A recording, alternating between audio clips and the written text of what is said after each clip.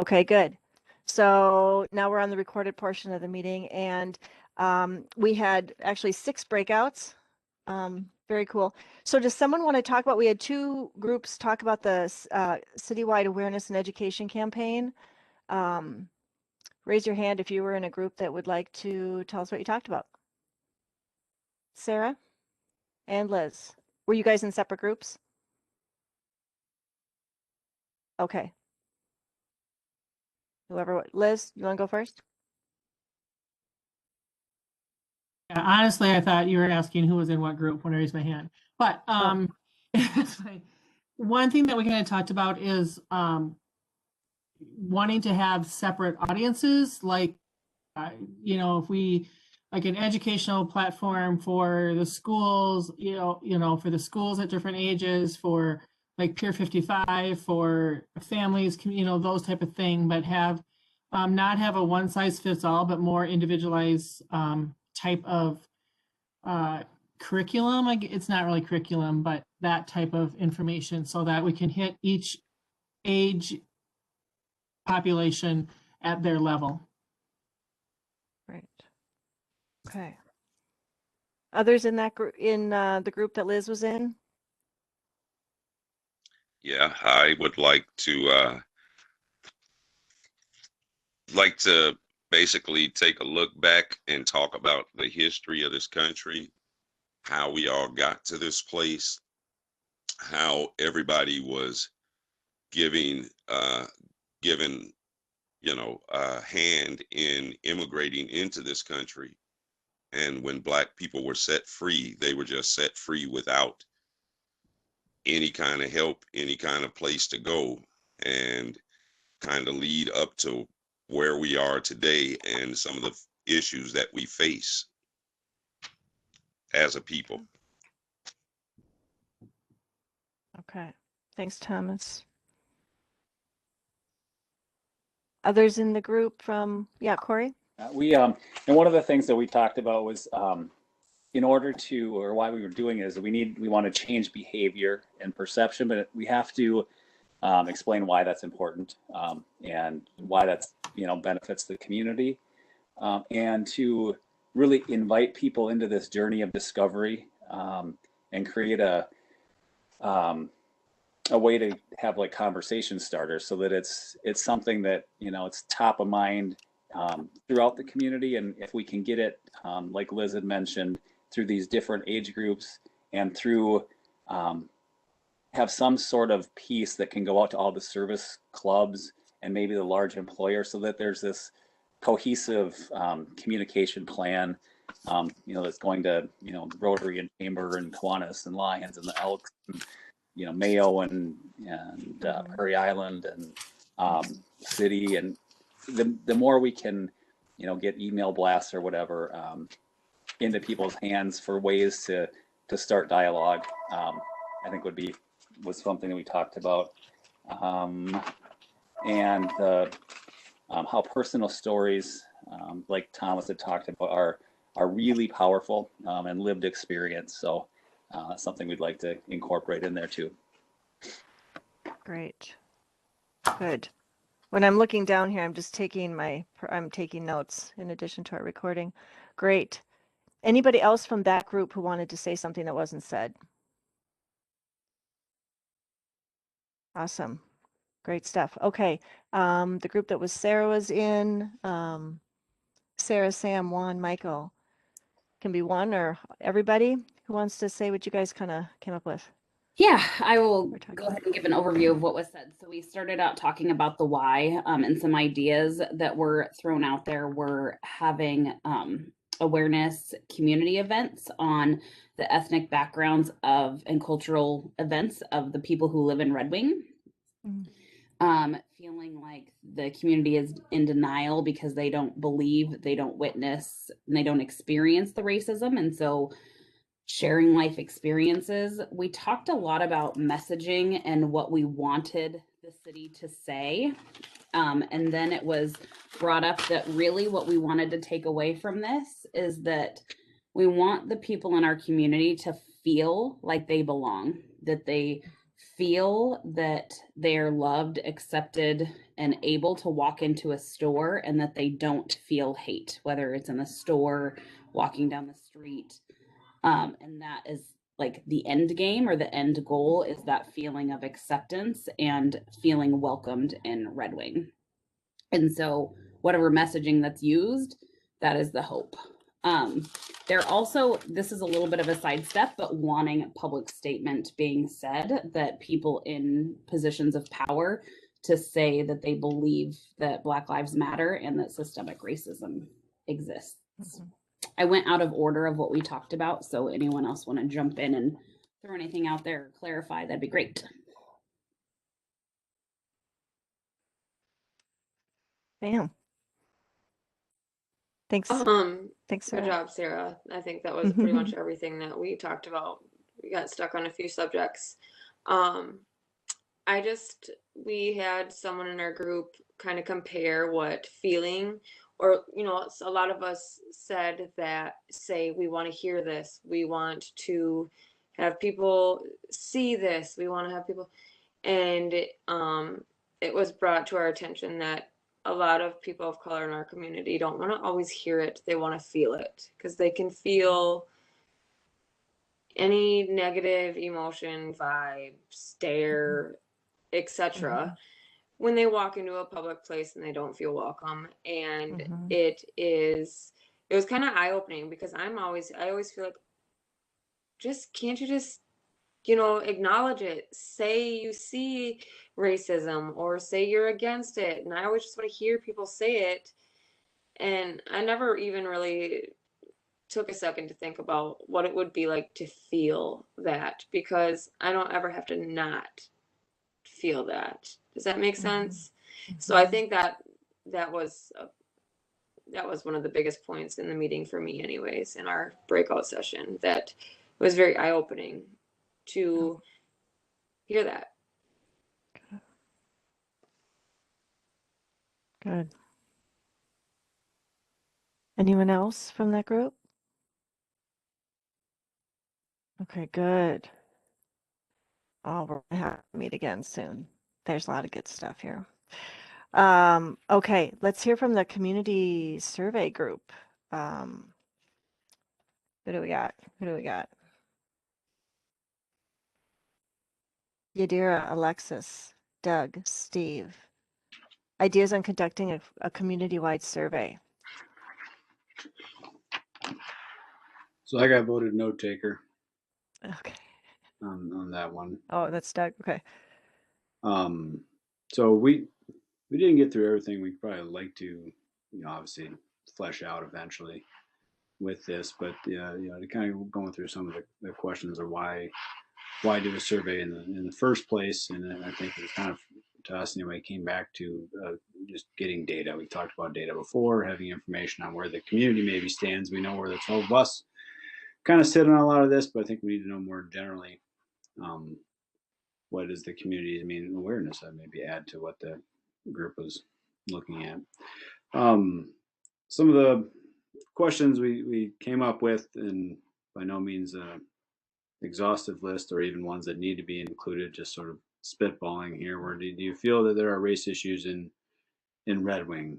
We thought that was an important one, because the answer to that question perhaps could be something we pass along to the awareness committee, and they could use that in some sort of thing they put out of, this percentage is aware of it or thinks about it.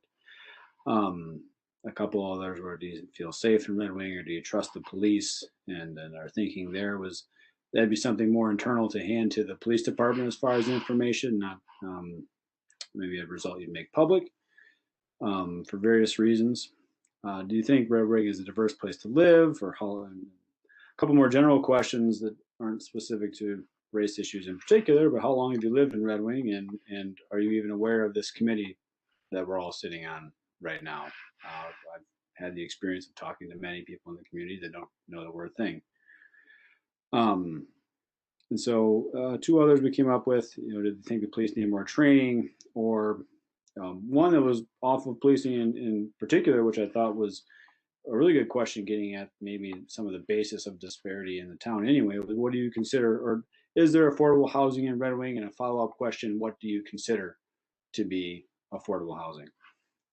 Which maybe gets at a different population. So success, when we talk about what success looked like, you know, on average, from what I could find quickly while we're talking, was about 10 to 15% an average return rate on a survey you send out in general to the general public. So look to be somewhere in there. I wouldn't set our expectations any higher than that.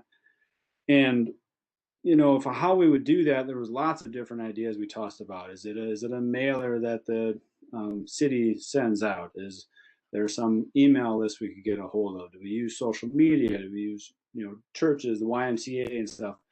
Another idea was, do we have the survey be an online component to it that you hand out a piece of paper at the Y or church or whatever, and has a URL you would go to fill out the survey? But obviously anyone who doesn't have internet access, that's a problem. So that part we need to look more into, how the actual mechanics of how that might work. But did I miss anything, you guys? Anything else we talked about? I have terrible penmanship, so perhaps I didn't get everything written down or can't read it.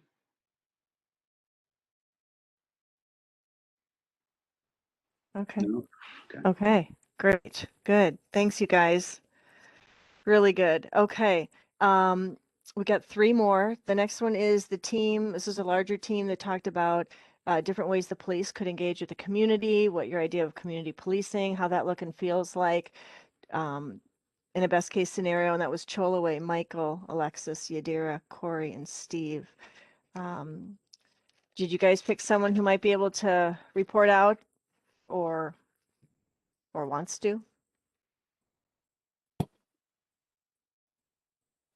I had to kind of volunteer for that one. And then, yeah, we just talked about different ways that maybe the police can have more engagement in the community. Can you talk a little louder, Yadira? Is that you? Just talk a little louder. Thanks. Yeah, can you hear me now? Oh, good. Yep, thanks.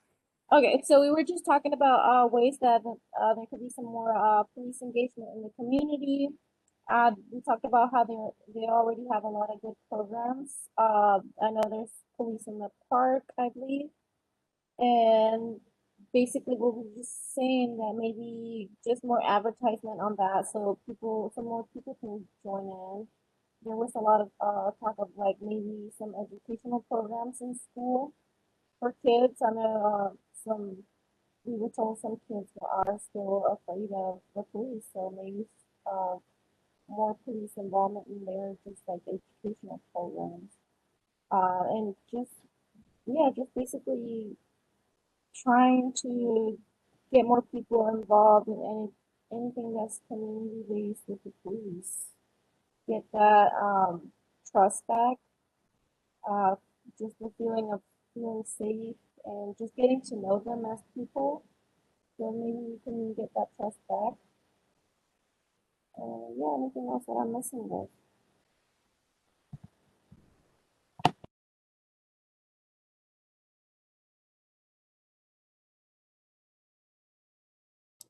Michelle, we can't hear you. But thanks, Yadira.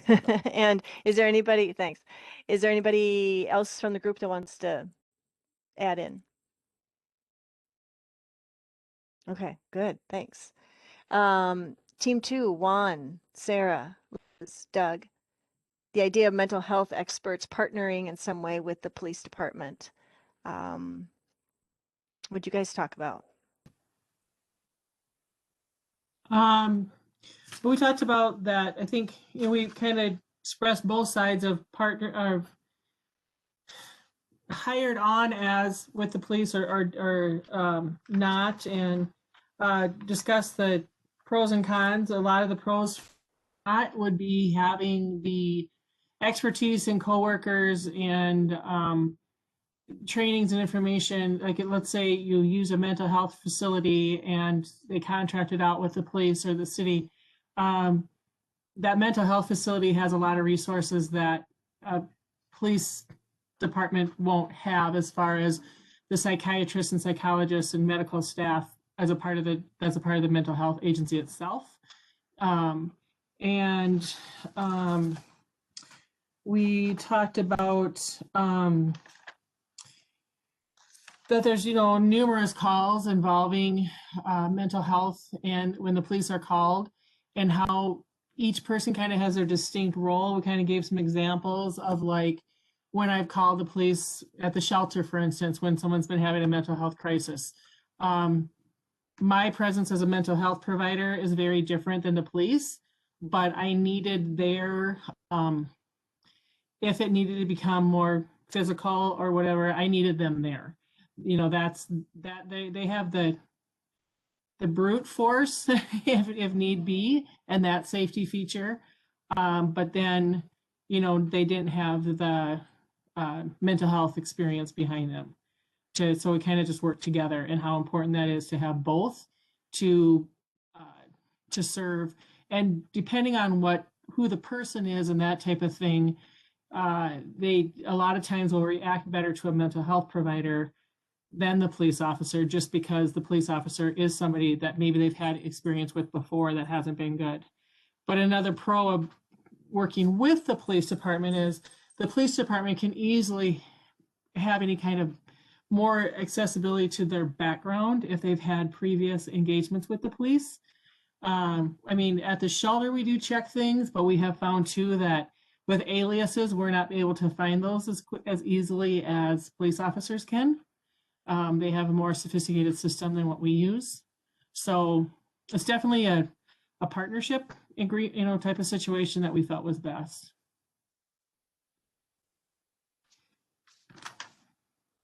Thanks, Liz. Anybody else from that group wants to add anything? Okay, great. Good discussions. Last one, we had a small group, Sam and Thomas. Do you want to let us know what you guys said about collecting race data from pedestrian and traffic stops? Let us know what you got. Sam, I'll leave that up to you, please.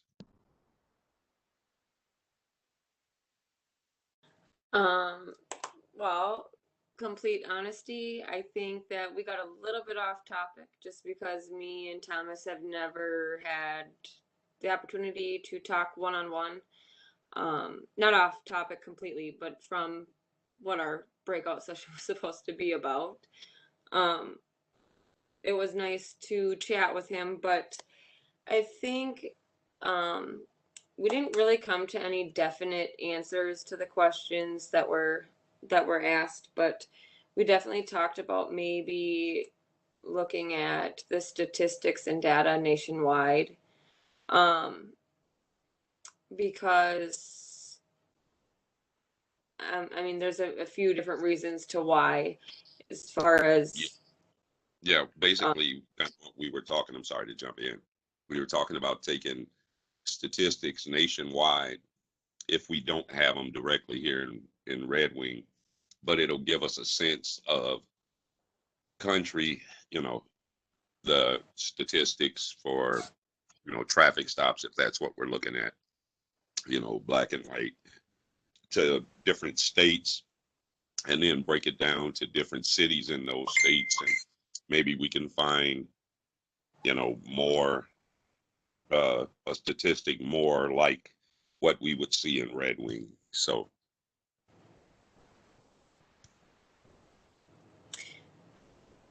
yeah, so we discussed that,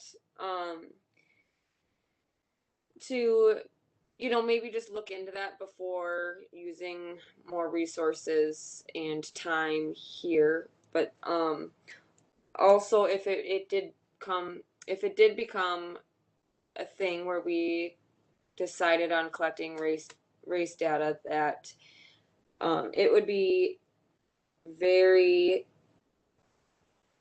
beneficial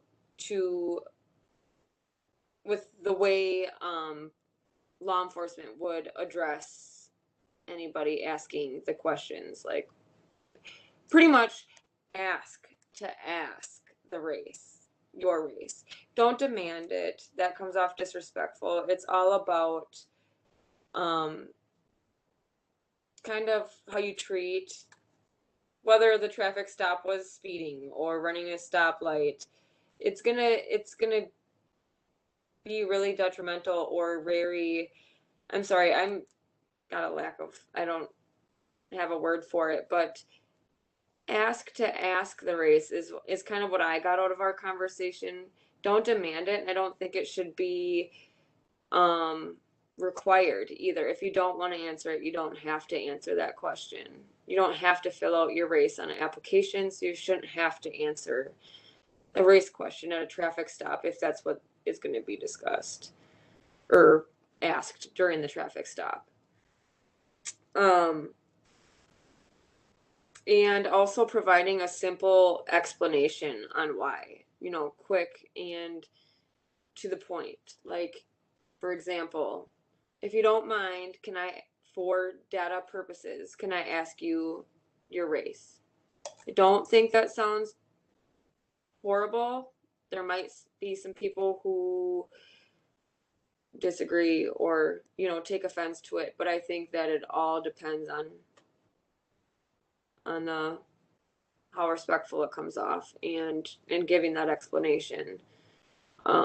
Because there are some who might, you know, appreciate that the data is being collected, but there also might be some that don't appreciate it. I felt like some of the questions repeated themselves, so we didn't have an answer for every single one. So that's about what we discussed. Great. Okay. It's a lot, you guys. It's good. Okay, so we just kind of want to make sure that we shared out. Is there anything before we end this portion that you talked about that you want to say? Sort of like, hey, I want the group to know we talked about this before we get done. Or was everything pretty much said?